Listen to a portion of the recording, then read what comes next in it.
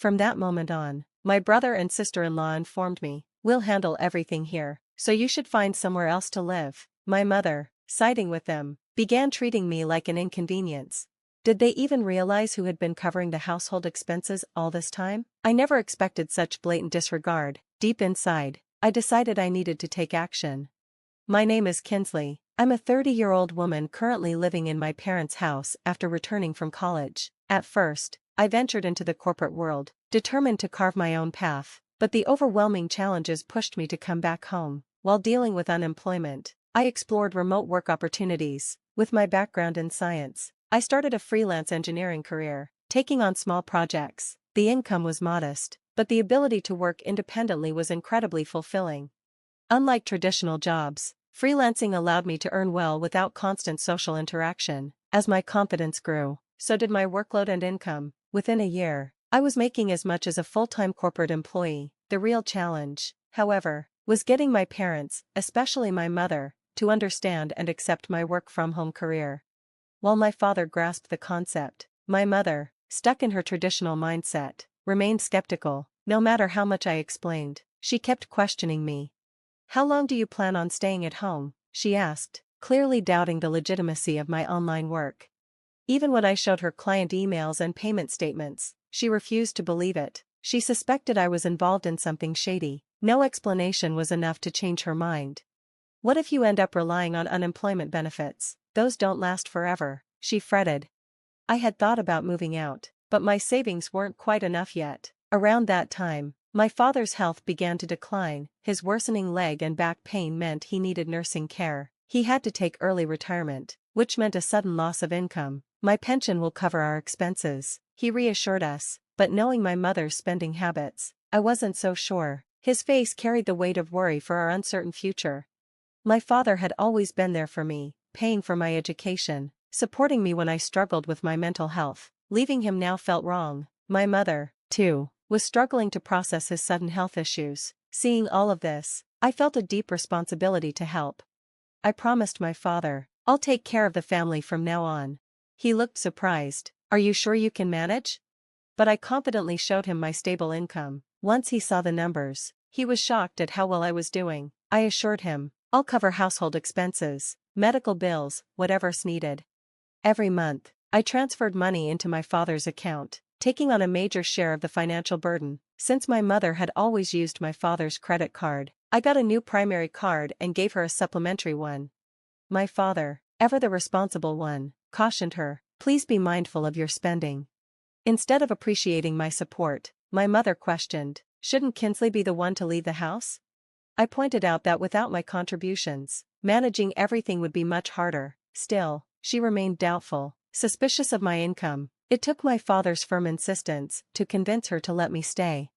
As time passed, I continued working while also helping around the house, but my mother began taking my presence for granted. Her demands increased.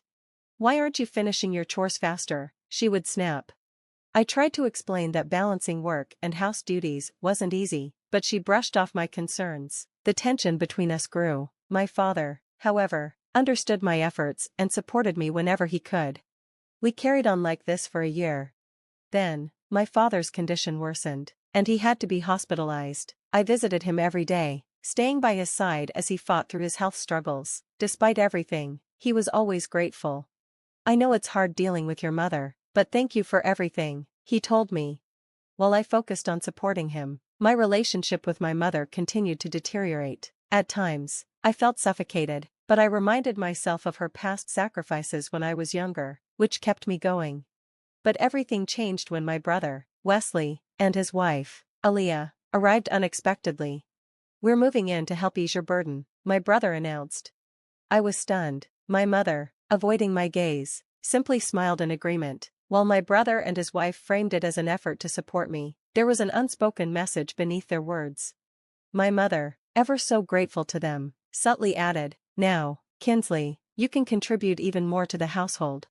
I was taken aback. My brother had graduated from a top university and secured a well-paying job. Surely he didn't need my financial support. Yet, I couldn't shake the feeling that they were here for reasons beyond what they claimed. Could they manage without my income?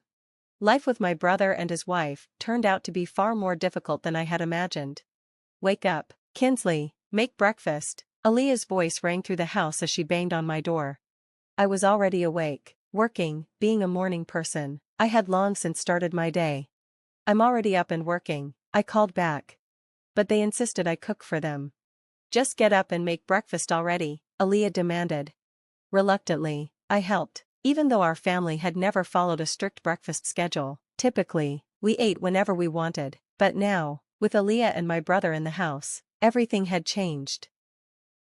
I had always assumed that a wife typically prepared breakfast for her husband. However, my sister-in-law insisted that everyone should contribute, so I reluctantly joined them in the kitchen. Despite my efforts, their discontent was obvious. "This is breakfast? This isn't enough," they complained. I had carefully put together a meal: fluffy scrambled eggs, a crisp lettuce salad, warm buttered toast, and a juicy sausage. I thought it was more than sufficient, but apparently, I was wrong in their eyes. "If you don't like it, don't eat it," I snapped, unable to hide my frustration. Their reaction was instant: shock followed by irritation. "Who do you think you are?" Aaliyah hissed. Wesley chimed in mockingly. "What kind of attitude is that? Do you really think you can talk to us like that?" I tried to explain. "I have work to do," but they brushed it off.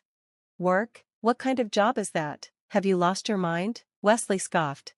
Feeling exhausted by their constant belittling, I packed my laptop, ignored their angry protests, and walked out. As I stepped outside, my brother's voice trailed behind me, demanding to know where I was going. I didn't answer. Instead, I headed straight to my father's hospital room. When I arrived, he looked up in surprise. "Kinsley, what's wrong? You look upset," he observed. I let out a deep sigh. "I had a huge fight with Wesley and the others," I admitted. His expression darkened with concern. "I had no idea things had gotten this bad." "I'm sorry, Kinsley, but listen, don't let them dictate your life. You should live the way you want." I hesitated. "But what about Mom? Maybe she feels better having Wesley around." He shook his head. "That doesn't mean you have to stay somewhere you're not wanted. Your happiness matters. Kinsley, don't let them take that away from you." His words struck a chord, and in that moment, I made up my mind I would leave that night. When I returned home, the atmosphere was tense, as if I had walked into a dramatic scene from a movie. My mother, brother, and sister-in-law were all waiting with serious expressions. Wesley was the first to speak. "Where were you? I had to take the day off because of you." I raised an eyebrow. If taking time off was so easy for him, was his job really that demanding? Before I could respond, his voice rose in anger. "That's it, get out. From now on, the three of us will live here. If you don't want to stay, then leave. You're not needed here," he declared. I stared at him, stunned. What did I do?" Neither he nor Aaliyah answered. Instead, they simply repeated their demand. "You're in the way. We don't need you anymore," Aaliyah sneered. My mother, siding with them, didn't argue. I couldn't believe how easily they dismissed everything I had done for the family. It was as if my financial support had never mattered. A wave of anger surged through me. If they thought they could simply push me aside, they were in for a surprise. Without a word, I transferred all the money linked to my mother's credit card into another account under my control. She would soon realize that her usual spending habits would come to an abrupt halt. Next, I secured my father's finances, moving his funds into a protected account strictly for his medical expenses. My mother, unaware of this, would soon find herself without the financial safety net she had taken for granted. This decision shifted the financial burden entirely onto my brother and his wife. While I wasn't sure of Wesley's exact earnings, I knew this would hit him hard. After handling the necessary transfers, I packed my things and faced them one last time. "I'm leaving." For the first time, they looked truly shocked. They had been pushing me toward this moment, yet somehow, they hadn't expected me to follow through. Then, as if on cue, their expressions twisted into satisfaction. Finally, Aaliyah scoffed. "We've never met anyone as difficult as you. Don't bother coming back." I smirked. "No problem, and don't contact me." Their smug smiles lingered as I walked out, but I couldn't help but wonder how they'd react once they realized the financial situation they were now responsible for. Moving into my own peaceful space, I felt a weight lift from my shoulders. For the first time in a long while, I had the freedom to focus entirely on my work without constant interruptions. I settled into a routine, enjoying the quiet and my newfound independence. Then, just as I had expected, my phone rang. My brother's name flashed on the screen. "I told you not to contact me. What do you want?" I answered, unbothered. His voice was frantic. "Kinsley, what did you do to the family finances? We can't pay for anything." I let out a short laugh. "I told you before, but none of you ever listened. I was the one managing the household finances." "But Mom said," he hesitated, then sighed. "Look, I was confused. That's not my problem anymore. You told me to leave, now you get to handle everything yourselves." Days later, he called again, this time, with desperation. "Kinsley, I need money," he admitted. I was taken aback. "Excuse me, don't you work for a big company?" A long pause followed before he finally confessed. "I got fired. I made a mistake at work." His words stunned me. Had he moved back home assuming there would be plenty of money to fall back on? Was that why he had been so eager to take over the household? Shortly after, my mother and Aaliyah also called, pleading for financial help. "We're running out of savings," my mother admitted, her tone laced with urgency. "Your father won't contribute to household expenses anymore." I didn't hesitate in my response. "I've done more than enough for all of you. Now it's your turn to figure things out." With that, I cut ties completely.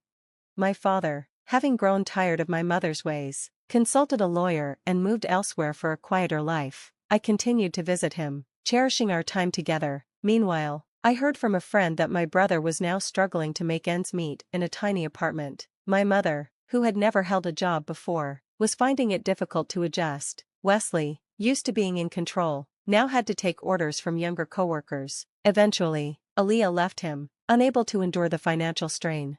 As for my mother, she still hadn't changed her spending habits, accumulating more debt than she could handle, but that was no longer my concern. I had my own life to live. In my peaceful home, I focused on my work, steadily building my future. As I planned new ventures and looked forward to the future, the most important thing to me was spending time with my father, appreciating every moment we had together. Thanks for watching. See you again in the next video. Stay stunned.